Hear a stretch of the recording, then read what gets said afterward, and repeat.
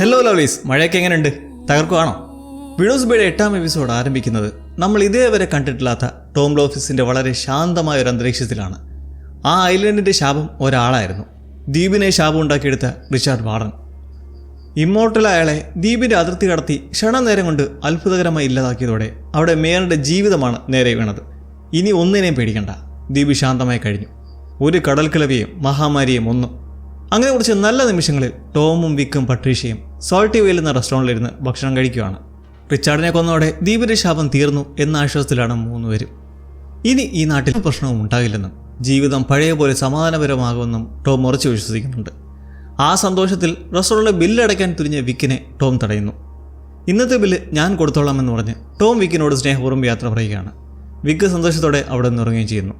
അവർ തമ്മിലിപ്പോൾ വലിയ പ്രശ്നങ്ങളൊന്നും ഇല്ല താനും. കുറച്ച് സമയത്തിന് ശേഷം ടോമും അവിടെ നിന്ന് പോകാൻ ഒരുങ്ങവേ, എന്നാൽ പട്രീഷ്യയ്ക്ക് അവിടെ കുറച്ചു നേരം കൂടി ഇരിക്കണമെന്നുണ്ടായിരുന്നു. അതുകൊണ്ട് ടോം പട്രീഷ്യയുടെ കയ്യിൽ പണം ഏൽപ്പിച്ചിട്ട് ഇറങ്ങാൻ നേരം ബില്ല് കൊടുത്താൽ മതി എന്ന് പറഞ്ഞ് അവിടെ നിന്ന് യാത്രയായി. പട്രീഷ്യയ്ക്ക് ലോഫീസുമായി കുറച്ച് നേരമൊക്കെ നിന്ന് സംസാരിക്കാനുള്ളൊരു ആഗ്രഹമായിരുന്നു.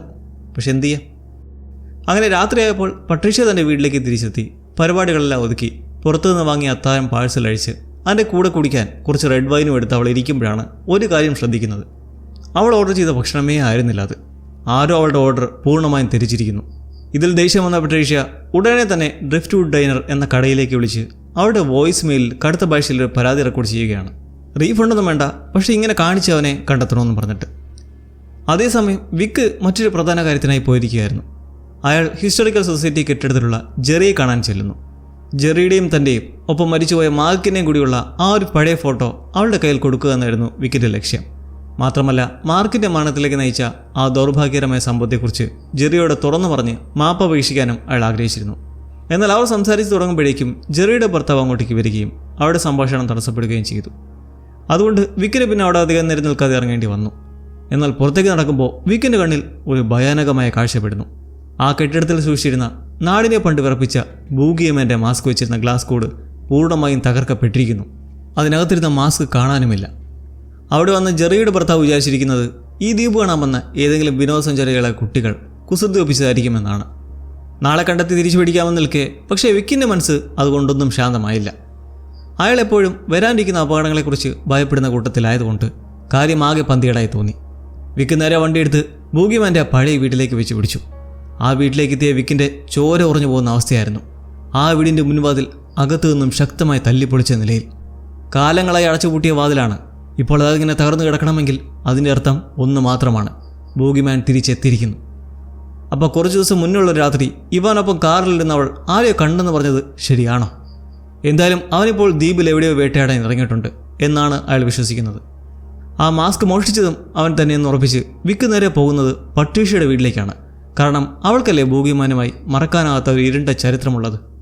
കുട്ടിക്കാലത്ത് അവരുടെ കൂട്ടുകാരെ മൊത്തവും ആ സീരിയൽ കില്ലർ അറുത്തു കൊന്നപ്പോൾ അതിൽ നിന്ന് രക്ഷപ്പെട്ട ഏക ആൾ പട്രീഷ്യയായിരുന്നു.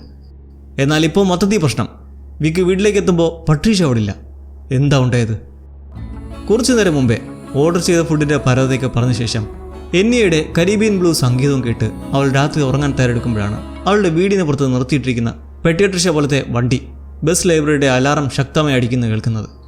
എന്താണ് സംഭവിച്ചതെന്ന് നോക്കാൻ അവൾ പുറത്തേക്ക് ഇറങ്ങുന്നു. ഇറങ്ങുമ്പോൾ മുൻവാതിൽ കൃത്യമായി അടച്ചു എന്നവൾ ഉറപ്പുവരുത്തുന്നുണ്ട്. അങ്ങനെ പുറത്തുനിന്ന് ബസ്സിൻ്റെ അലാറം ഓഫ് ചെയ്ത ശേഷം അവൾ വീടിനുള്ളിലേക്ക് തിരിച്ചു കയറുമ്പോൾ എന്നാൽ താൻ അടച്ചുപൂട്ടിയ മുൻവാതിൽ ഇപ്പോൾ ചെറുതായി തുറന്നു കിടക്കുന്നത് അവൾ ശ്രദ്ധിച്ചില്ല. എന്തൊരു വേണ്ടത്, ഒരു ശ്രദ്ധയില്ല. ഒന്നാമത് ഒറ്റയ്ക്കാണ് താമസവും. തിടുക്കം കൂട്ടിയപ്പോൾ വാതിൽ ശരിക്കും ലോക്കായി കാണില്ല എന്ന് സ്വയം വിചാരിച്ച് അവൾ വാതിലടച്ച് തൻ്റെ കിടപ്പുമുറിയിലേക്ക് പോകുന്നു. പക്ഷേ കിടപ്പുമുറിയിൽ എത്തിയപ്പോഴാണ് വീട്ടിൽ മറ്റാരും ഉണ്ടെന്നൊരു അസ്വാഭാവിക തോന്നൽ അവൾക്കുണ്ടാവുന്നത്. ആരോ അണയ്ക്കുന്ന ശബ്ദം കേൾക്കാം. ഓഹോ! ഭയം വിഴുങ്ങിയെങ്കിലും അവൾ പതുക്കെ മെല്ലെ പടവുകൾ ഇറങ്ങി താഴേക്ക് വന്നു. മുൻകരുതലിനായി ഇലക്ട്രിക് ഷോക്ക് അടുപ്പിക്കുന്ന ടേസർ ഗൺ മേശ തുറന്നെടുത്തു. എന്നാൽ അത് ചാർജ് ചെയ്തിട്ടില്ല. അവൾ 2% മാത്രമേ ഉള്ളൂ. മുട്ടക്കാട്ടൻ ടീഷർട്ടും ഷൂസും ഇടുന്ന സമയത്ത് ഇതൊന്ന് ചാർജ് ചെയ്യാൻ പറ്റിയിരുന്നെങ്കിലോ? അത് ചെയ്യൂല. എന്തായാലും അത് കയ്യിലെടുത്ത് അവൾ പതുക്കെ മുൻവാതിലൂടെ പുറത്തേക്ക് ഇറങ്ങി. ആരെങ്കിലും ഉള്ളിൽ നിന്ന് തന്നെ പുറകെ വരുന്നുണ്ടോ എന്നറിയാൻ അവൾ ഇരുട്ടിൽ ഒളിച്ചു എന്ന് നിരീക്ഷിച്ചു. അവളുടെ ഏറ്റവും വലിയ ഭയം, ട്രോമ, അത് സത്യമായി മാറുകയായിരുന്നു.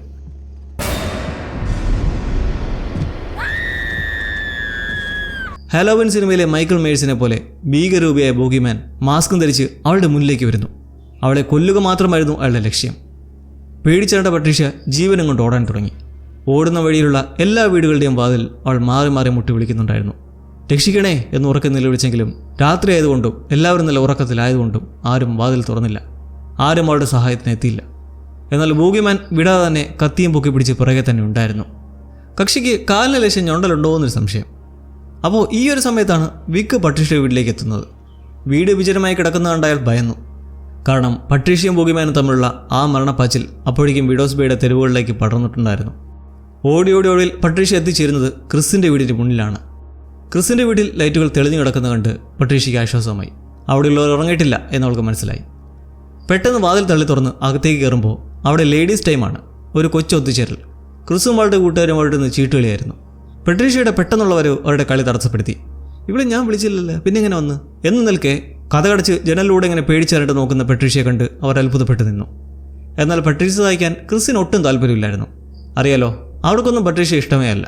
നേരത്തെ നമ്മളിതേക്കുറിച്ച് കണ്ടതും അറിഞ്ഞതുമാണ്. ഇപ്പോൾ മറ്റേ റിച്വൽ പാർട്ടി നടന്നതോടെ അവളുടെ ദേഷ്യം കൂടിയിട്ടുണ്ട്.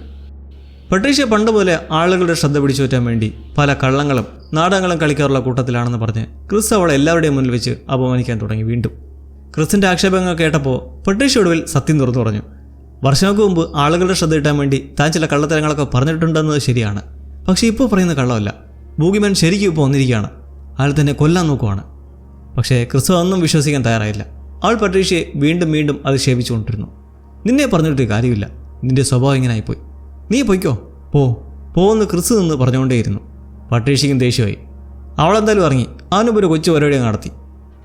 പോന്ന് പറഞ്ഞു നിൽക്കെ ക്രിസിൻ്റെ വായടപ്പിക്കാൻ ആ ടേസർ കണ്ണു വെച്ച് ഒന്ന് തൊടിച്ചു. അതോടെ ക്രിസ് നിലത്ത് വീണു. പട്രീഷ്യ വേഗം ആ വീട്ടിൽ നിന്ന് പുറത്തിറങ്ങി.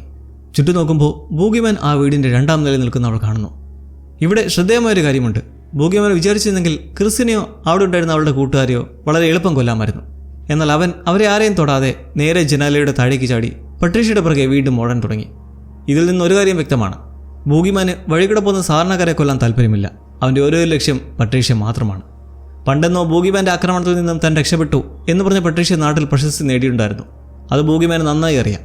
തൻ്റെ കയ്യിൽ നിന്നും ആരും അങ്ങനെ അത്ര എളുപ്പത്തിൽ രക്ഷപ്പെടില്ല എന്ന് പട്രീഷ്യയ്ക്കും ഈ നാടിന് കാണിച്ചു കൊടുക്കാനായിരിക്കാം അവനിപ്പോൾ ഇങ്ങനെ വന്നിരിക്കുന്നത്. ടേസർ ഗൺ വയർ കുരുങ്ങി വീണതോടെ ബൂഗിമാൻ പട്രീഷ്യയെ പിടികൂടി. അവളെ കത്തികൊണ്ട് കുത്തി കൊല്ലാൻ ആക്കം കൂട്ടുമ്പോൾ അപ്രതീക്ഷിതമായി ഒരു വലിയ ട്രക്ക് വന്ന് ബൂഗിമാനെ ശക്തമായി ഇടിച്ചു തെറിപ്പിക്കുന്നു. ആ വൻ അപകടത്തിൽ ബൂഗിമാനും പട്രീഷ്യയും ബോധരഹിതയെ വീഴുന്നു. പട്രീഷ്യയ്ക്ക് ബോധം തിരിച്ചിട്ടുമ്പോൾ അവൾ കാണുന്നത് 2 പാരാമെഡിക്കൽ ജീവനക്കാരെയാണ്. ഈ ആക്സിഡന്റ് കണ്ട് ആരോ വിളിച്ചറിയിച്ച് വന്നതാണ്. ഒരാൾ പട്രീഷ്യയും മറ്റേയാൾ കുറച്ചു കാലം കിടക്കുന്ന ബൂഗിമാനെയും പരിശോധിക്കുകയാണ്. ബൂഗിമാൻ ജീവനുള്ള സാത്താനാണെന്നും അയാൾ ഉടൻ തന്നെ കൊല്ലണമെന്നും പട്രീഷ്യ വിളിച്ച് പറയുന്നു. എന്നാൽ പാരാമെഡിക് ജീവനക്കാരൻ അത് കേൾക്കുന്നതിന് മുമ്പ് തന്നെ ബൂഗിമാൻ പെട്ടെന്ന് എഴുന്നേറ്റ് തന്നെ പരിശോധിച്ചുകൊണ്ടിരുന്ന ജീവനക്കാരനെ ക്രൂരമായി കൊലപ്പെടുത്തുന്നു. എന്നിട്ട് വീണ്ടും പട്രീഷ്യയ്ക്ക് നേരെ തിരിയുന്നത് കണ്ട് അവൾ ജീവനോടെ മറ്റേ പാരാമെഡിക്കിനോട് ഓടി രക്ഷപ്പെടാൻ പറഞ്ഞിട്ട് അവൾ അവിടെ നിന്ന് ജീവനും കൊണ്ട് ഓടുന്നു. അങ്ങനെ പട്രീഷ്യ ഓടിക്കയറുന്നത് ഒരു ഗ്യാസ് സ്റ്റേഷനോട് ചേർന്ന കൺവീനിയൻസ് സ്റ്റോറിലേക്കാണ്. അവിടെ നാട്ടുകാരനായ ബച്ചീർ വീട്ടിലേക്ക് പോകുന്ന നേരം എന്തെങ്കിലും സാധനങ്ങൾ വാങ്ങാൻ വന്നിട്ടുണ്ടായിരുന്നു. പട്രീഷ്യ അകത്തേക്ക് ഓടിക്കയറി കുറച്ച് ഇന്ധനം വാങ്ങുന്നു. എന്നിട്ട് അതിൻ്റെ മുന്നിലേക്ക് അടുക്കുന്ന ബൂഗിമാൻ്റെ പാതയിലേക്ക് ഒഴിച്ച് വ്യാപിക്കുന്നു. അവിടത്തേക്ക് എത്തുന്നതും തൻ്റെ കയ്യിലുള്ള കഷ്ടിച്ച് മാത്രം വർക്ക് ചെയ്യുന്ന 1% മാത്രമുള്ള ടേസർ ഗൺ ഒരു ലൈറ്റർ പോലെ ഉപയോഗിച്ചിട്ട് കത്തിക്കുന്നതും അത് ബൂഗിമാൻ്റെ മേലേക്ക് പടർന്ന് കയറുവാണ്. ബൂഗിമാൻ ആകെ ആളിപ്പടർന്ന് കത്താൻ തുടങ്ങുന്നു. ഈ ഭീകരമായ കാഴ്ച കണ്ട് ബച്ചീറും കടയുടമയും ഞെട്ടിത്തരിച്ചുപോയി. കടയുടമ കയ്യിൽ കിട്ടിയ ഫയർ എക്സ്റ്റിംഗ്വിഷറും എടുത്ത് തീ അണയ്ക്കാൻ ഓടി വന്നു. എന്നാൽ ബൂഗിമാൻ ഒരു കൂസലുമില്ലാതെ നടക്കുന്ന ഭീകര കാഴ്ചയിൽ പട്രീഷ്യ ഞെട്ടിത്തരിച്ചു നിൽക്കെ തീ അണയ്ക്കാൻ ശ്രമിച്ചവനെ ഒറ്റ കയ്യിൽ പൊക്കെടുത്ത് നിർത്തിയേക്കുന്നു. ഇത് കണ്ട ബച്ചീർ കടയിൽ സൂക്ഷിച്ചിരുന്ന ഷോട്ട് ഗണ്ണും കരുതി അങ്ങോട്ടേക്ക് ഓടി വന്നിട്ട് അവനെ വെറുതെ ഇടാൻ പറഞ്ഞതും അതുപോലെ തന്നെ ഇത് ഒരൊറ്റ ഏറ്. അതിനുശേഷം അവൻ ബച്ചീറിന് നേരെ തിരിഞ്ഞു. ബച്ചീറിൻ്റെ കയ്യിലുണ്ടായിരുന്ന തോക്കവൻ തട്ടിക്കളഞ്ഞ ശേഷം അയാളുടെ വയറ്റിൽ കത്തിക്കൊണ്ട് ആഴത്തിൽ വരഞ്ഞു. അങ്ങനെ അയാളെ പൂർണ്ണമായി തീർക്കാൻ ബൂഗിമാൻ ഒരുങ്ങുമ്പോഴേക്കും ഒരു വെടി. പട്രീഷ്യ നിലത്തിടന്ന ഷോട്ട് ഗൺ കൈക്കലാക്കി ബൂഗിമാന് നേരെ വെടി എതിർക്കുകയാണ്. സാവേജ് പട്രീഷ്യ തിരിഞ്ഞ് അടുത്തേക്ക് വരുന്നതും തല നോക്കി ഒരു വെടിയും കൂടി വയ്ക്കുന്നതും ബൂഗിമാൻ നിലം പതിക്കുന്നു. എന്നാൽ പട്രീഷ്യ ഇത്തവണ ഒരു വിട്ടുവീഴ്ചയ്ക്കും തയ്യാറായില്ല. ബൂഗിമാൻ്റെ ശവം പൂർണ്ണമായും കത്തി ചാമ്പലാകുന്നവരെ അവൾ ആ തോക്ക് അവൻ്റെ തലയ്ക്ക് നേരെ തന്നെ ചൂണ്ടി പിടിച്ചു നിന്നു. അവനിനി ഒരിക്കലും തിരിച്ചു വരില്ല എന്ന് ഉറപ്പാക്കി. ആ ചാരം കണ്ട് ഉറപ്പുവരുത്തിയിട്ടാണ് അവൾ പോകുന്നത് പോലും. അതിനുശേഷം പരിക്കേറ്റ ബച്ചീറിനെ കാണാൻ ആശുപത്രിയിലേക്ക് ചെല്ലുമ്പോൾ അവിടെ വെച്ച് അവൾ ആ രക്ഷപ്പെട്ട പാരാമെഡിക്കിനെയും വിക്കിനെയും കാണുന്നുണ്ട്. അവർ പരസ്പരം വാക്കുകളൊന്നും സംസാരിക്കുന്നില്ല. എങ്കിലും ഈ ഒരു വലിയ വിപത്തിൽ നിന്നും തങ്ങൾ ജീവനോട് രക്ഷപ്പെട്ടു എന്നൊരു ആശ്വാസഭാവം അവരുടെ മുഖത്തുണ്ടായിരുന്നു. എന്നാലും വിക്കിന് എന്തോ ഒരു ഉൾഭയമുള്ള പോലെ. ഇതിനിടെ അവിടെ ടി വിയിൽ കാലാവസ്ഥാ മുന്നറിയിപ്പ് കാണാം. ഈ നൂറ്റാണ്ടിന് തന്നെ വലിയ പേമാരിയും ഇടിമിന്നൽ വരാൻ പോവുകയാണെന്നും എല്ലാവരും കാത്തിരുന്നോളാനും പറഞ്ഞിട്ട്. ഇത് കണ്ടിട്ട് തോന്നുന്നത് എന്തോ വലിയ അപകടം വരുന്നുണ്ട്, റിച്ചാർഡിൻ്റെ മരണത്തിൻ്റെ പ്രത്യാഘാതം എന്ന പോലെ. ബഷീർ കിടക്കുന്ന മുറിയിലേക്ക് ചെല്ലുമ്പോൾ അവിടെ ബഷീറിൻ്റെ ഗർഭിണിയായ ഭാര്യയും ഉണ്ടായിരുന്നു. പുള്ളിയുടെ വൈഫ് പ്രഗ്നൻ്റ് ആണെന്ന് പട്രീഷ്യയ്ക്ക് ഇതുവരെ അറിയില്ലായിരുന്നു. ഭാര്യ കുറച്ച് സമയത്തേക്ക് കഫ്റ്റീരിയയിലേക്ക് പോയ സന്ദർഭം നോക്കി പട്രീഷ്യ ബഷീറിനൊരു സുപ്രധാനമായ മുന്നറിയിപ്പ് നൽകുന്നു. നിങ്ങളുടെ കുട്ടിയെ ഈ ദ്വീപിൽ വെച്ച് പ്രസവിപ്പിക്കരുത്. അങ്ങനെ സംഭവിച്ചാൽ ആ കുട്ടിയും ഈ ദ്വീപിൻ്റെ ശാപത്തിൻ്റെ വലയത്തിൽ അകപ്പെടും. ഓൾറെഡി ദ്വീപിൻ്റെ ചരിത്രമെല്ലാം പട്രീഷ്യ ബഷീറിനോട് പറഞ്ഞു വെച്ചിട്ട് അയാൾക്കെല്ലാം അറിയാം. ഇപ്പോൾ ഇങ്ങനെ പറയുന്നതിനർത്ഥം ഇതിൽ നിന്നും പട്രീഷ്യയ്ക്ക് ഒരു കാര്യം വ്യക്തമായി അറിയാം. റിച്ചാർഡ് മരിച്ചെങ്കിലും ദ്വീപിൻ്റെ ശവം മാറിയിട്ടില്ല. അതിനിയും ആളുകളുടെ ജീവിതം തകർത്തുകൊണ്ടേയിരിക്കും. പക്ഷേ പട്രീഷ്യ ഈ ബൂഗിമാനെ പോലുള്ള ഒരു ഭീകരനെ കൊന്ന് അതിജീവിച്ച സ്ഥിതിക്ക് ദ്വീപിനി എന്ത് തരത്തിലുള്ള ഭീതിജനകമായ കാര്യങ്ങൾ പുറത്തെടുത്താലും അവൾ അതിനെ നേരിടാനുള്ള വഴി കണ്ടെത്തുമെന്ന് നമുക്ക് പ്രത്യാശിക്കാം. ഈ സമയം അത്രയും ടോം തൻ്റെ ഓഫീസിൽ വളരെ സന്തോഷവാനായി ഇരിക്കുകയായിരുന്നു. ശാപം ഒഴിഞ്ഞു എന്ന വിശ്വാസത്തിൽ അയാൾ ബോസ്റ്റൺ റെഡ് സോക്സ് ബേസ്ബോൾ കളിയുടെ 2 ടിക്കറ്റുകൾ പ്രിന്റ് ചെയ്തെടുക്കുന്നു. തൻ്റെ മകൻ ഇവാനെയും കൂട്ടി പ്രധാന കരയിലേക്ക്, അതായത് മെയിൻ ലാൻഡിലേക്ക് പോയി ഈ കളി കാണാനും കുറച്ച് എൻജോയ് ചെയ്യാനുമായിരുന്നു അയാളുടെ പ്ലാൻ. അവിടെയുള്ള റൂത്ത് എന്ന ജീവനക്കാരി വന്നിട്ട് കഴിഞ്ഞ 2 ദിവസമായി വന്ന ഫോൺ കോളുകളുടെ ലിസ്റ്റ് ടോമിന് നൽകി.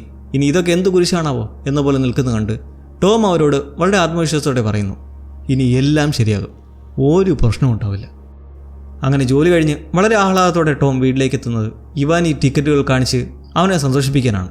എന്നാൽ വീട്ടിലെത്തിയ ടോം കാണുന്നത് ലിവിംഗ് റൂമിൽ തൻ്റെ ഭയങ്കരമായ രഹസ്യങ്ങൾ അടങ്ങിയ പെട്ടി, ബോക്സ് ഓഫ് സീക്രട്സ് തുറന്നു വെച്ച് അതിന് മുന്നിലിരിക്കുന്ന ഇവാനെയാണ്. അവനവിടെ വെച്ച് ടോമിനെ അച്ഛ എന്ന് വിളിക്കുന്നതിന് പകരം ടോം എന്ന് പേരെടുത്ത് വിളിക്കുന്നു. നമ്മൾ പലരും മുമ്പേ ശ്രദ്ധിച്ചൊരു കാര്യമുണ്ട്, ടോമും അയാളുടെ മരിച്ചുപോയ ഭാര്യ ലോറനും വെള്ളക്കാരാണ്. എന്നാൽ ഇവാൻ്റെ രൂപം കണ്ട ഒരു മിഡിൽ ഈസ്റ്റേൺ പാരമ്പര്യമുള്ളതുപോലെ തോന്നും. മാത്രമല്ല ലോറനുമായുള്ള തൻ്റെ പ്രണയകാലം വളരെ ബുദ്ധിമുട്ടേറിയതായിരുന്നു എന്ന് ടോം തന്നെ ഇവനോട് പണ്ട് പറഞ്ഞിട്ടുണ്ട്. ടോമിനെ കല്യാണം കഴിക്കുന്നതിന് മുമ്പ് തന്നെ ലോറൻ പ്രഗ്നൻ്റ് ആയിരുന്നു എന്നൊരു സൂചനയും കഥയിലുണ്ട്. ഇതെല്ലാം വെച്ച് ടോം ഇവൻ്റെ യഥാർത്ഥ പിതാവല്ല എന്ന് ക്ലിയർ ആണ്. അപ്പോൾ കഥയിലേക്ക് തിരിച്ചു വന്ന ഇവാൻ ടോമിനെ ചില കത്തുകളും ചിത്രങ്ങളും കാണിച്ച് ചോദ്യം ചെയ്യാൻ തുടങ്ങുവാണ്. മകൻ്റെ പ്രസവത്തോടെയാണ് അവൾ മരിച്ചതെന്നായിരുന്നു ടോം ഇത്രയും കാലം അവനോട് പറഞ്ഞിരുന്നത്. എന്നാൽ ഇവാൻ്റെ കയ്യിലിരിക്കുന്ന ചിത്രങ്ങളിൽ പ്രസവത്തിന് ശേഷവും ലോറൻ ജീവനോടിരിക്കുന്നതായി വ്യക്തമായി കാണാം. ഇത് കണ്ട ഉടനെ ടോം ചോദിക്കുന്നത്, നീ ബേസ്മെൻറ്റിൽ പോയിരുന്നോ എന്നാണ്. എന്നാൽ ഇവൻ അത് കേട്ട് അത്ഭുതപ്പെടുന്നു. താൻ ലിവിംഗ് റൂമിലിരുന്ന പെട്ടിയാണ് നോക്കിയത്, അല്ല ബേസ്മെൻറ്റിലൊന്നും പോയിട്ടില്ല. എന്നാൽ ടോം ആ ബേസ്മെൻറ്റ് പരാമർശത്തെക്കുറിച്ച് കൂടുതലൊന്നും സംസാരിക്കാതെ വിഷയം മാറ്റുന്നു. ഇവിടെ ഒരു ഡൗട്ട് വരുന്നുണ്ട്, ടോം ആ പെട്ടിയുള്ള രഹസ്യങ്ങൾ കൂടാതെ ബേസ്മെൻറ്റിൽ മറ്റെന്തെങ്കിലും ഒളിപ്പിച്ച് വെച്ചിട്ടുണ്ടോ? സോൾട്ട് വീൽ റെസ്റ്റോറൻറ്റിലെ അടിയിലുള്ളതുപോലെ വല്ല രഹസ്യ ബലിമുറിയും ടോമിൻ്റെ വീടിൻ്റെ അടിയിലുണ്ടോ? എന്തായാലും ഇതിനുള്ള ഉത്തരം അറിയാൻ നമ്മൾ ഇനിയും കാത്തിരിക്കേണ്ടി വരും.